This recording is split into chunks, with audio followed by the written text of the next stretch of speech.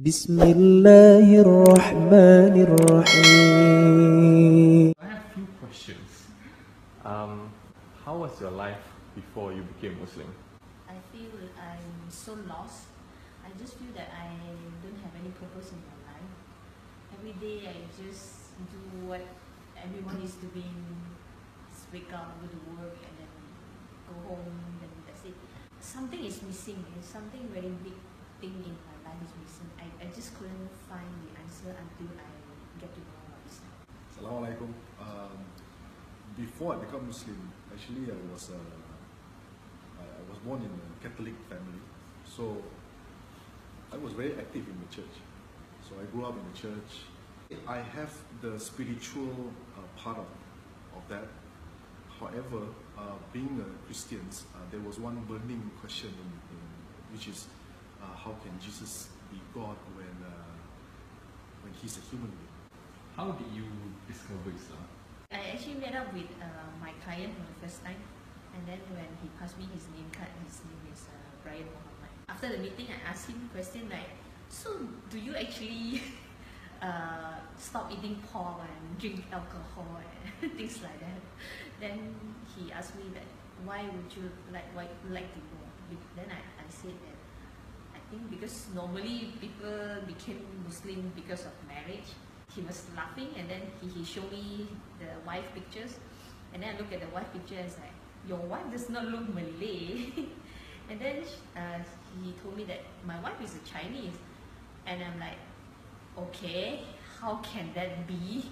So both of us embrace Islam. So I'm like, if my jaw can drop to the floor, it will drop to the floor. It's like, you must be a crazy couple, and I think everyone is thinking both of us are crazy couple nowadays.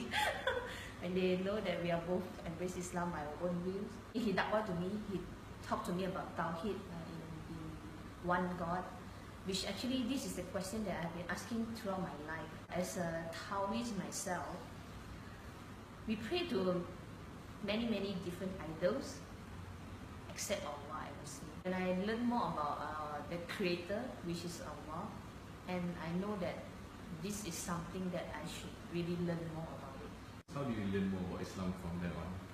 He actually invited me to attend classes at Al-Qadim. When I go to Al-Qadim, my intention is to find fault. Seriously, I don't think that Islam should be the one, When I go to Al-Qadim, I have a mission that I want to make Ustad life difficult. So I ask a lot of questions, like, why can I touch a dog, why the man can marry 4 wives. But whenever Ustad explained to me all these things, the answers seriously amaze me. I just like, oh, this is something that really from God. It cannot be from a human. The more I ask, the more I fight about it, the more I feel that I'm nearer to the truth. Yeah. So after 3 months, I think in this struggle, I actually know that I'm already a Muslim in my heart.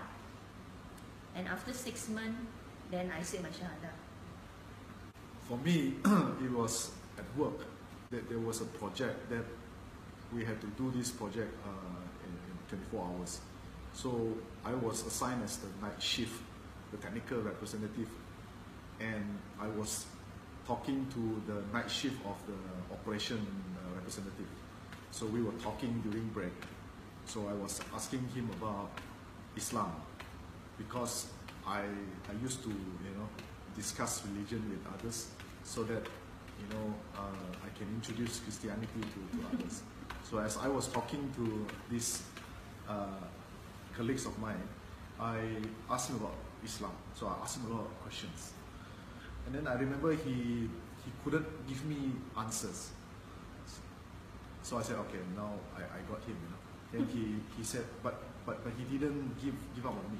He told me, you asked very good questions, but I don't know the answer. But what I can tell you is, tomorrow, if you don't mind, I can bring you some CDs, so you can watch the CD and find the answers yourself. So I said, okay, fine. So then come tomorrow, I went to see him, with confidence. So where's the CD? Where's the CD you were talking about? And then It's not like he was the one who came to me. So I went to see him. Said, where was the CD? Give me the CD. So he said, oh, okay. He did find bring along the CDs, and he gave it to me. So as I took the CD, I found out, this is Ahmadiyya, the debate between Ahmadiyya and pastor. And the title of the debate was Jesus Crucified. So I went back after the project is finished. So I went back to my home. I started watching the CD. The whole debate was very interesting. So after watching the whole debate, I got very angry. I asked myself, how can a Muslim stand in front of everyone using Bible to convince the Christians that Jesus were not crucified? He did not even use the Quran, he was using the Bible. I got even more anxious. I said, how can all this while, the religion that I have embraced and really believed in, how come now there are so many loopholes? So I start digging into more, and I found out that so Jesus even mentioned about the coming of Muhammad sallallahu alaihi wasallam, and I said, how can that be? And I also found another book that written by a revert also. Now he became a scholar. So he wrote the book. There was 2 volumes of book that he actually looked at all the spiritual books, all the so-called holy scriptures in all other religions, the Buddhism, the Hinduism, all their books. He actually found out each of the scriptures, all of the major religions, the scriptures actually mentioned the coming of Muhammad. I bought the book and I read the book, and I was even more convinced that Muhammad must be the final messenger. Finally struck me, and I said, I finally found myself being cornered. And I said, if everyone else is talking about him, meaning the coming of the last messenger sallallahu alaihi wasallam, and he also confirmed all these other prophets has, exist before, then it answered my burning question. And Jesus was never God. He was just a human being. He was the messenger of Allah. So how do you guys met? I met him on the day I say my shahada. How long have you guys been married? Coming 6. 6 years. 6 years. Okay. How is it being married, living with each other as reverts all this while? How does it feel? It's horrible.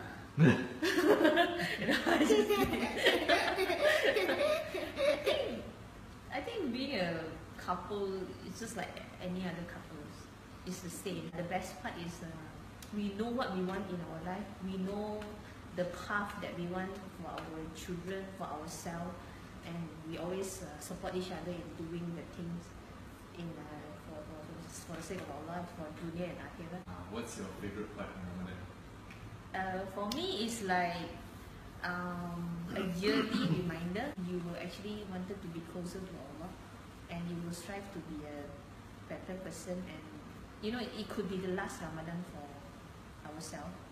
In the month of Ramadan, I get more fresh air, because Muslims don't smoke during the daytime. Alhamdulillah. Can you imagine if after Ramadan all the Muslims quit smoking? Remember, the Prophet ﷺ has never started something good and leave it after that. He would always continue. So as a Muslim, it is a reminder for all of us. If we stop smoking in the month of Ramadan, we should stop.